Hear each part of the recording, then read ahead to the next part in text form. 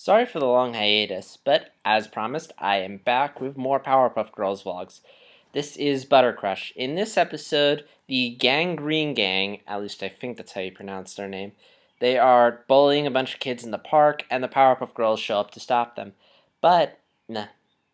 But Buttercup has a bit of a crush on the leader, whose name is Ace, I think. And I really have trouble remembering the names of all the guys in the Green Gang. And they decide to basically take advantage of this. So they basically just... So they keep playing to Buttercup's crush on them. Ace plays to Buttercup's crush on him.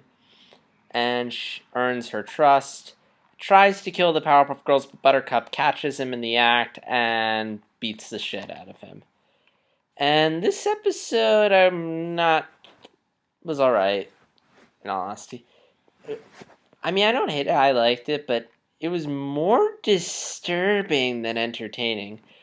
I mean, first off, the new villains, alright. I really can't see them being that much of a threat. I mean, these are just thugs that the Powerpuff Girls can beat the shit out of them. So, on one end, I do like this sort of love thing as a way of creating some sort of conflict for the girls against these guys. At the same time, this is kind of disturbing. I mean, Buttercup, she's in kindergarten, and she has a crush on this guy who is definitely at least 10 years older than her. And they are definitely at least teenagers, but even so, I mean, okay, older guy crush, yeah, but the fact that she is just going nuts with it, and the fact that he's catering to it, it's like creepy. It's like, imagine if a little girl, like, in kindergarten was hanging out with a guy in high school who smoked pot and weed. Imagine that. Isn't that disturbing? Am I the only one who was disturbed by this episode? By Buttercup having a crush on Ace and hanging out with him? It was just kind of disturbing. And even so, but at the same time, older guy crushes are realistic. I mean, there's tons of girls who probably in elementary school, like the Jonas Brothers or Aaron Carter, or Backstreet Boys. And even so, I mean, even bad guys, look at Loki. I mean, Loki's a bad guy, yet women love him. So maybe Buttercup just has a thing for bad guys, and Buttercup is a bit of a bad guy herself. So maybe it's trying to say something about how we have a tendency to like people who are bad. Maybe it's she's green and they're green. But even so, I really have a hard time buying that she loves these bad guys so much that she's willing to break the law. I mean, okay, you have a crush on someone on the opposite side who's on the opposite side.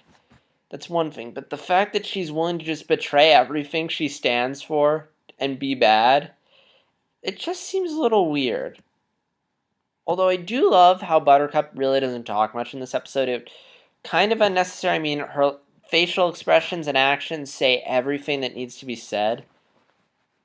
And also, I've said this before, I find Buttercup's voice really distracting. So yeah, alright episode. I love Blossom's reaction to the phone going off. That's pretty much me in the morning. I don't want to get up. Turn it off. Bubbles is still adorable, especially when she answers the phone. She's like, okay, Buttercup's in trouble! It's like she's happy one minute and then terrified the next. So yeah, the action, once again, pretty good. Also surprisingly violent. Buttercup just beats the shit out of everyone. And there's like blood coming out of Ace's nose at one point. It's like, how do the censors... I'm amazed that this show didn't get censored at all, or anything. And also, lastly, I want to give shout out to Jeff Bennett, who did the voice of Ace. I thought he did some nice voice work. He voices Johnny Bravo. I did not recognize the Johnny Bravo voice. So, good work, Jeff Bennett, having range. And yeah, I don't really have that much to say on this. So I'm going to sign up. But first, I'm gonna record one of these every day. I'm just gonna put them on private until like a week or two goes by, and then I'll upload one so you guys can have them consistently. So yeah,